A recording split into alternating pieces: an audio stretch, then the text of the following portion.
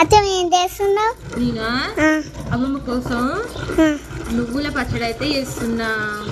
Hi friends, అందరికైతే good morning. అందరైతే ఏం చేస్తారు? అన్నం తిన్నారా? ఇంకా మేమైతే తినలేదు.